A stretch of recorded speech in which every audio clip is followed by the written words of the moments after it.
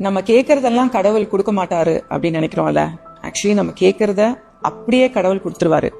ஆனா அது கொடுத்ததுக்கு அப்புறம் கூட நம்ம டிசப்பாயின்மெண்ட் ஆகிற மாதிரி சில டைம் இல்ல நிறைய டைம் ஆயிடும். இந்த கதையில எக்ஸ்பிளைன் பண்றேன். ஒரு காடுல 3 மரம், பெரிய மரம், அதுவும் பிரான்ச்லாம் இல்லாம அப்படியே ஸ்ட்ரெயிட்டா உலக்க மாதிரி, ஆனா நல்ல பெரிய உலக்கம் மாதிரி மரம். அது மெச்சூர் ஆயிடுச்சு. நெக்ஸ்ட் அந்த வெட்டுற ஸ்டேஜுக்கு வந்துருச்சு. அந்த 3 மரமும் என்ன ஆகணும் அப்படின்னு பேசிக்கிதுங்களாம். ஒரு மரம் சொல்லுதான், நான் ராஜா மந்திரி படை இதெல்லாம் போற படகாகணும்னு ஆசைப்படுறேன் அப்படின்னு சொல்லுதான். அடுத்த மரம் சொல்லுதான், நான் ராணி வச்சிருக்கிற வைரம் வைடூரியம் அந்த ப்ரெஷியஸ் ஜுவல்ஸ் அதெல்லாம் வைக்கிற ஒரு செஸ்ட், ட்ரெஷர் செஸ்ட் ஆவேன் அப்படின்னு சொல்லுதான்.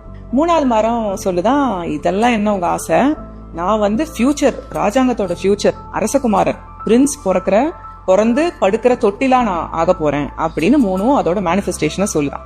அன்னைக்கு சாயந்தரமே ஒரு உட்கட்டரும் அவரோட பையனும் பார்த்துட்டு, டே என்ன மரண்டா இது 3ம், ஒரு மரத்தை வெட்டினா ஒரு வருஷத்துக்கு நம்ம விறகுக்கு ஆளாச்சுன்னு சொல்லிட்டு 3 மரத்தையும் வெட்டி சந்தோஷமா எடுத்துட்டு போறாங்க. வீட்டுக்கு போன உடனே அந்த பையனோட வைஃப் அப்பதான் கல்யாணம் ஆகி அவங்க பிரெக்னெண்டா இருப்பாங்க. பிறக்க போற குழந்தைக்கு எனக்கு இந்த மரத்துல ஒரு தொட்டில் பண்ணி கொடுங்க அப்படின்னு கேக்குறாங்க. சரின்னு சொல்லிட்டு ஒரு மரத்தை அதுக்கு யூஸ் பண்ணிக்கிறாங்க.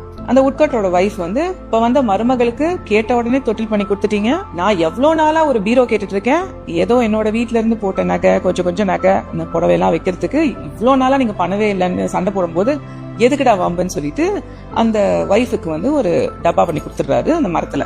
அப்புறம் அந்த பையன் சொல்வானா, அப்பா நம்ம இந்த கிராமத்துல இந்த ஊர்ல நம்ம விக்கிறத விட ஆறு கடந்து போய் அங்க பெரிய ஊர் இருக்கு, அங்க போய் வித்தா நமக்கு லாபம் நிறைய வரணும்னு, ஆமாண்டா மகனே நீ சொல்றது கரெக்ட்னு சொல்லி ஒரு சின்ன படகு பண்ணிடுறாங்க.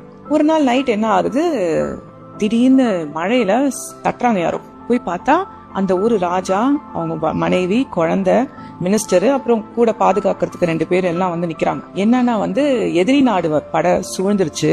அவங்க தப்பிக்கிறது முடியாததுனால பக்கத்துல இருக்கிற நெய்பரிங் நாட்டுக்கு போய் ஹெல்ப் கேட்கணும். நானும் மந்திரி எல்லாம் போயிட்டு வந்துடுறேன், என்னோட ராணி குழந்தை இன்னைக்கு நைட் இங்க இருக்கட்டும்னு ஹெல்ப் கேட்கிறாரு ராஜா. சரின்னு சொல்லிட்டு அந்த குழந்தைய இந்த புதுசா பண்ணி வச்சிருந்த இந்த தொட்டில போடுறாங்க. அத ராணியோட ட்ரெஸ், ராணியோட நகையெல்லாம் அந்த வச்சிருந்த பீரோ பாக்ஸ்ல வைக்கிறாங்க. இந்த ராஜாவும் மந்திரியும் எனக்கு படகு வேணும்பான்னு சொன்னோன்னே எங்க கிட்ட இருக்கு ராஜான்னு சொல்லி இவங்க பண்ணின படகுல ராஜா பக்கத்து நெய்பரிங் நாட்டுக்கு போறாரு. இந்த 3 மரமும் மேனிஃபெஸ்ட் பண்ணது நடந்துருச்சா? ஆனா அவங்க நினைச்சது வேற மாதிரி, நடந்தது வேற மாதிரி. நம்மளாம் என்ன பண்றோம் தெரியுமா, கடவுளுக்கே கன்சல்டன்ட். எது எப்ப நடக்கணும், எப்படி நடக்கணும், எந்த வழியா நடக்கணும் அப்படிங்கறத எல்லாத்தையும் நம்ம பிரேயருங்கிற ஒரு ரிப்போர்ட் மாதிரி கடவுள்கிட்ட கொடுத்து அது நடக்கணும்னு எதிர்பார்க்கிறோம். அதுக்கு பதிலா எனக்கு என்ன நல்லதோ அது உங்களுக்கு தான் தெரியும் கடவுளே, நீங்க பார்த்து செய்யுங்க அப்படின்னு கடவுள் கிட்ட விட்டுட்டோம்னா பெஸ்ட் ஆஃப் த பெஸ்டா நம்ம லைஃப்ல எல்லாம் அமையும். இதுதான் மேனிஃபெஸ்டேஷனோட ட்ரிக்.